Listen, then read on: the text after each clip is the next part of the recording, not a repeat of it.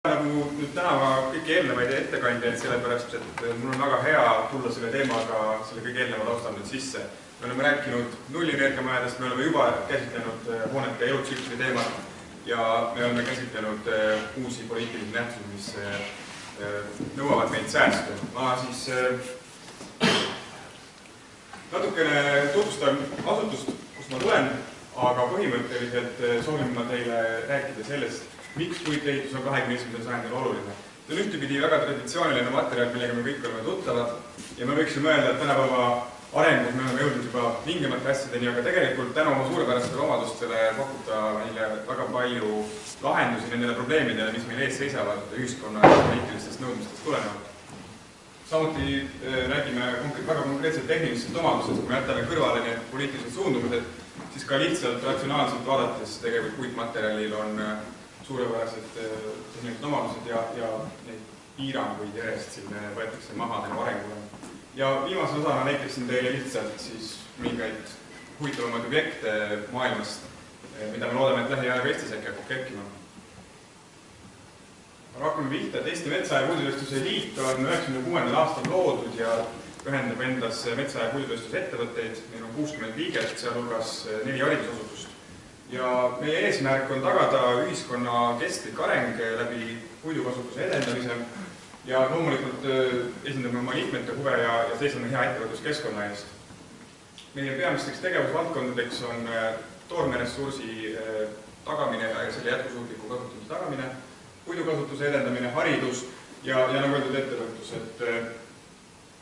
Oluline on kindlasti seda teadvustada, et metsa- ja puidutööstuse sektor on Eesti majanduses konkurentsiliselt kõige suurem, koos mööbliga moodustab see 5% sisekogutoodangust.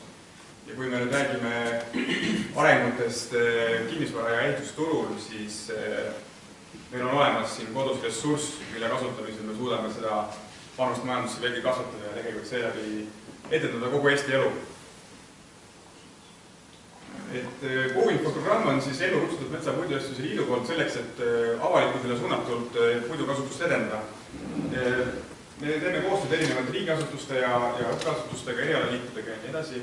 Meie patroon on olnud seni president Henrik Välja, kes on osalenud meie aasta puitkarjääri konverentsil. Meie peamisteks tegevusteks on kodulehe haldamine, kuhu me koondame artikleid ja infot puidu käsitlemises ja kasutamisest ehituses. Me anname välja ajalehe lisapostimehe, mis ilmus viimati nüüd märtsis, 22. märtsil. Me korraldame aasta puitehituse konkurssi, mille raames anname välja peaauhinna ja mõned eriauhinnad. Lisaks igasügisene puitarhitektuuri konverents, kuhu me oleme kutsunud maailmast silmapaistvaid arhitekte, kes on puidus projekteerinud, et seda infot Eestisse tuua, silmaringi avardada, taasavastada meile armastada traditsioonilist materjali, seda uuesti mõtestada teistes olukordades. Me korraldame huvilistele puitarhitektuuri reise põnevate objektide juurde ja tegelevad muude kommunikatsiooniprojektidega. Siin pildil on näha meie eelmise aasta puitehituse konkursi Ehipreemia, mis on väga põnev objekt, see asub Singapuris. Üldiselt me oleme eeldanud, et objektid on Eestis, siis antud juhul on tegemist Eesti arhitektide juhendatud Singapuri arhitektuuri üliõpilaste tööga, kus BIM-projekteerimisega on kujundatud siis kolmnurksetest elementidest kokku pandud vineerist konstruktsioon, väga põnev.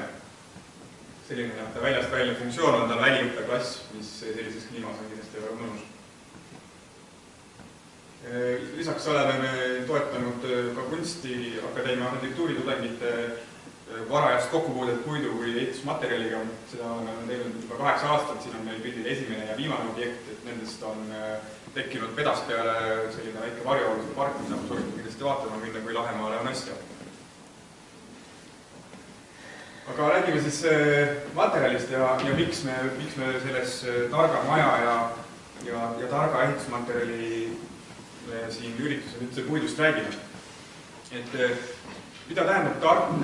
Üks osa kindlasti on sellest ressursside efektiivne kasutamine. Ja puit on ressurss, mis on meil olemas ja mille kasutamine nõuab nüüd vähe energiat, pakub meile väga palju lahendusi. Inglismaal resideeruv arhitekt Alex Ricke, kes on väga tunnustatud selles valdkonnas, on korduvalt ja erinevates meediaväljaannetes öelnud, et puit on 21. sajandi betoon. Mida ta selle mõtleb, on see, et kui me vaatame tagasi, siis 20. sajandi ehitusmaterjal on kindlasti olnud betoon, selline tundus, mis on toonud meile palju uusi võimalusi, mis on ütleme, domineerinud suuremate ehitiste juures, mis on olnud selline võimaluste avardaja. Aga kui me nüüd vaatame, mis on 21. sajandi alguses hakanud toimuma, siis kõikidel mandritel on hakatud korraga arenema puitehitust. Me näeme seda nii Ameerikas, Euroopas kui Austraalias. Käib ikka teatav võidujooks, kes jõuab kiiremini kõrgemateni ja vingemate puithooneteni. See on kindlasti alguse saanud ühiskonnatrendidest, mis nõuavad keskkonnasäästu ja sellist uusi lahendusi. Et tegelikult need uued lahendused, milleni on jõutud, on väga silmapaistvad. Ameerika Ühendriigid on ellu kutsunud puidust pilvelõhkujate edendamise programmi, mida nad rahastavad ja selle raames on tehtud siin esmased arvutused, et staatiliselt on tehtud lahendused 45-korruselise puithoone ehituseks ja majanduslikult efektiivne on öeldud, et on 125 meetrit kõrge puithoone ehitamine. See on üsna muljetavaldanud. Et miks siis puitehitus 21. sajandil oluline on? Me oleme rääkinud siin juba aastakümneid kliima soojenemisest, kindlasti on kõik sellest teemast juba küllaltki väsinud ka, aga fakt on, et see kliima soojeneb. Kas see on inimmõjudest või on see looduslikult, selle kohta on erinevaid arvamusi. Aga kui me tahame vältida suuri muudatusi meie looduskeskkonnas ja elukeskkonnas, siis me peame hoidma maailma keskmise temperatuuri kasvu alla 2 kraadi ja sellises tempos, nagu me praegu süsihappegaasi atmosfääri paiskame, me jõuame selle kohani 27 aastaga tänasest hetkest. Ja selleks, et jõuda jätkusuutliku tasemeni, me peaksime oma ökoloogilist jalajälge vähendama 10 korda. Aga keegi meist ei taha ju ära anda neid mugavusi, mida me oleme siin 21. sajandil saavutanud. See tekitab küsimuse, kuidas seda teha. Et kindlasti on puidu kasutus siin üks väga suur lahendus, kuna kõige suurem ökoloogilise jalajälje sektor on ehitussektor ja elamute kasutamine, siis kui me paneme oma fookuse sellele sektorile, siis on võimalik väga vähese vaevaga palju ära teha. 80% maailma CO2 heitmisest üksinda tuleb betooni ja terase tööstusest. Kui me kasutame selle asemel puitu, siis me näeme, et ühtepidi me seome seda süsinikku, mis atmosfääris on, ja teisalt me kasutame vähem energiat, kuna puit on kerge materjal, teda on lihtne töödelda ja mis on eriti silmapaistev on see, et kui me võtame metsast ühe palgi, me transpordime selle saeviskisse, me teeme tast ehitusmaterjali, me viime ta objektile, ehitame sellest hoone, siis kogu selle ahelas tekkivatest puidujääkidest me saame toota rohkem energiat, kui me tegelikult kulutame. Siis me vähendame fossiilsete kütuste kasutamist, me vähendame kogu energiatarvet ja me seome atmosfäärist süsinikku sinna hoonesse kinni. Siin on üks Rootsi Väksjö ehitatud sotsiaalhoone. Väksjö on linn, kes on võtnud seisukoha, et kõik hooned, mida nemad ehitavad, nad teevad seda maksimaalselt võimalikult puidust. Kuna see on nende jaoks kohalik materjal, see on nende jaoks ka majanduslikult tulus selle tõttu. Selle hoone kohta on tehtud arvutus, kus siis kuni täiesti valmimiseni saadi jääkidest rohkem energiat kui kulutatud ja see hoone konstruktsioon on tehtud risti liimpuidust, see on 8 korrust. Kõik kandekonstruktsioon, fassaad ja siseliimistus on puidust. Siin siis veel kord välja tuua, et tegelikult puidukasutusega me saavutame kahekordse võidu. Ühtepidi on ta pooles mahus süsinik ja teistpidi vähendame energiakasutust. Millised tehnilised omadused puidul on, mis lisaks loodussäästule ka rolli mängivad? On see, et ta on väga hea tugevuse ja kaalu suhtega, oluliselt parem kui meie harjumuspärased materjalid. Lisaks on ta tegelikult hoolimata eelarvamusest tuleolukorras väga püsiv.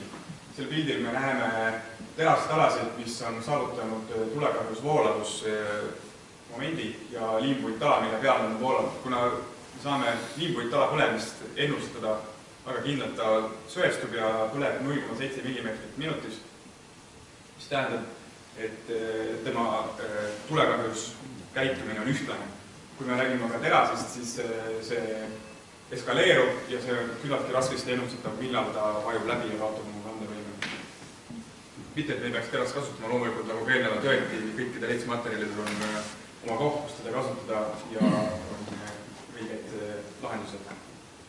Lisaks, kui me räägime nullenergia majadest, siis kõige lihtsam on nullenergia maja saavutada tegelikult puitkonstruktsiooniga, kuna konstruktsiooni külmasillad on peaaegu et olematud. Kui me räägime nüüd massiivsetest linnpuitaladest, siis tema soojusjuhtivus on lihtsalt niivõrd palju väiksem, kui on näiteks alumiiniumi. Siin on üks näide Norrast, kus on ehitatud sild, mille omakaalu kandmiseks kulub siis 30% kandevõimest versus, kui ta oleks raudbetoonist, siis oleks see 70%. See ongi nüüd, ütleme, hea näide targast materjalist, et ta ise ei vaja palju, ta pakub meile tegelikult palju kandevõime.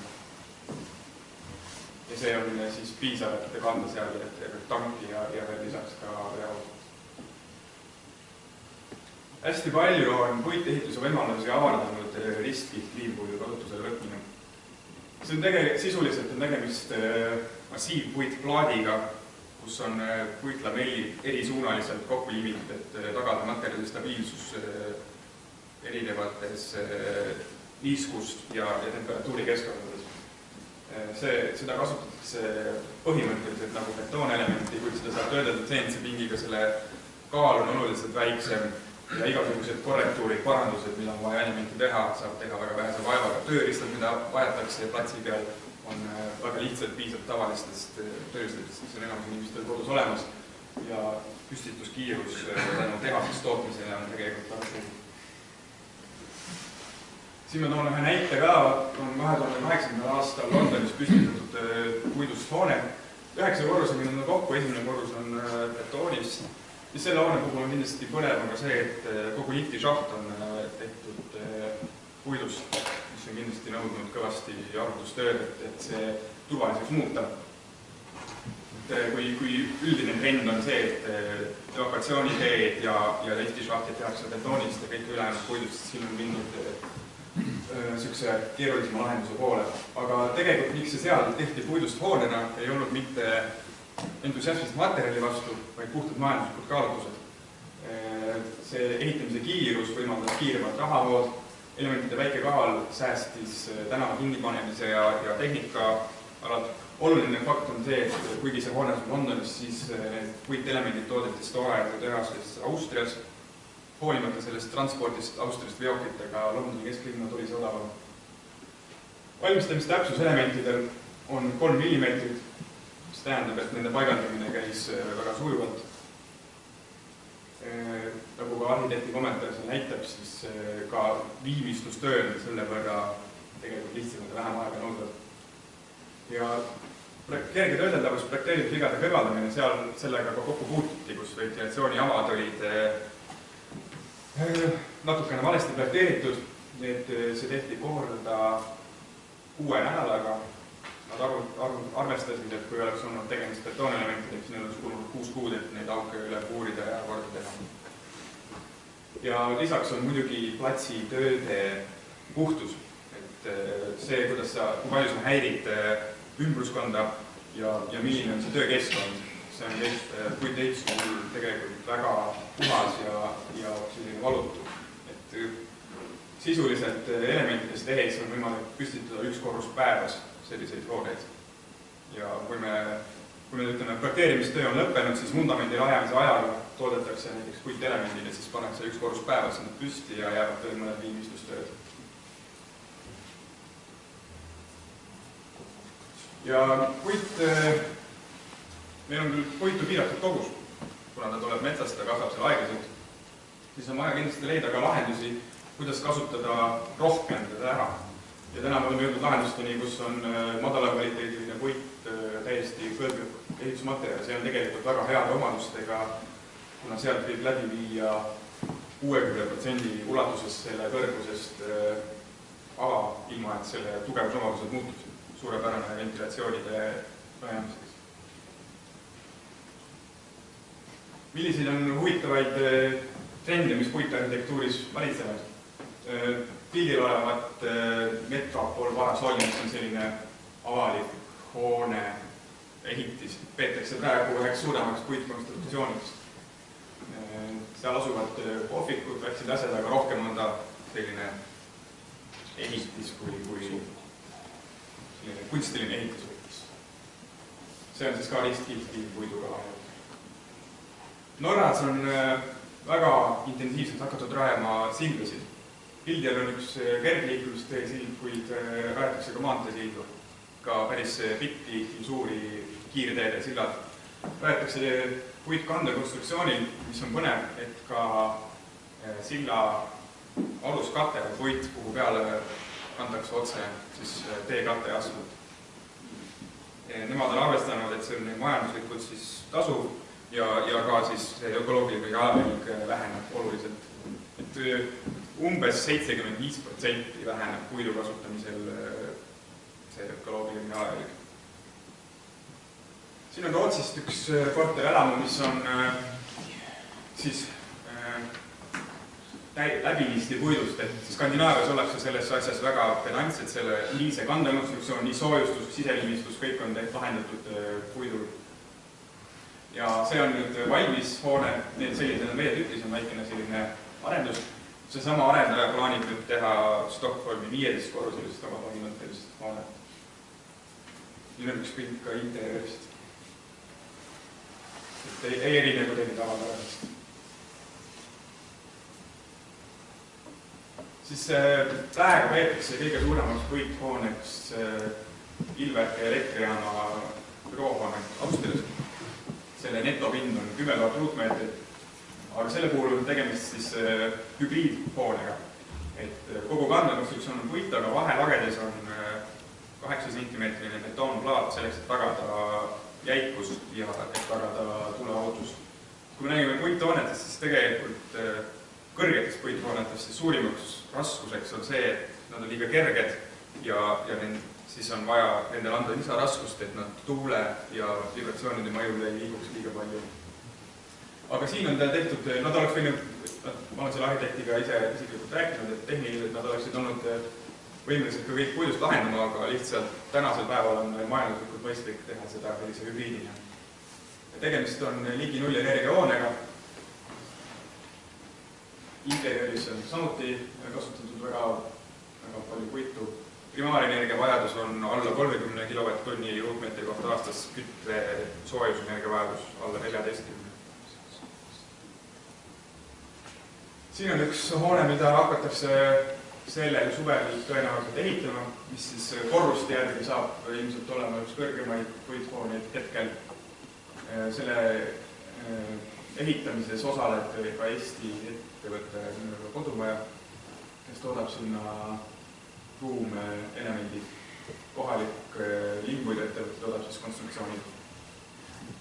Nii palju, kui on teada, siis on selles juba üle poole korteritest ka maha müüdud, nii et tegemist on reaalse projektiga.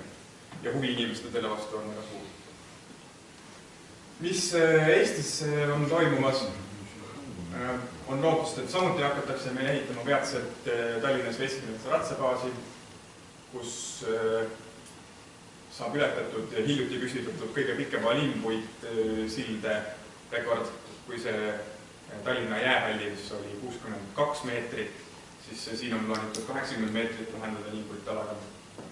Ja kogu ülejäänud hoone konstruktsioonis on puit päris suures osas kasutusega. Mida siis kokkuvõtvalt võib öelda, kui me tahame ehitada targalt, tahame ehitada jätkusuutlikult, siis mida me peame vaatama? Energiatõhususega me täna ka tegeleme. Järgmine samm oleks materjalid ja hoone elutsükkel.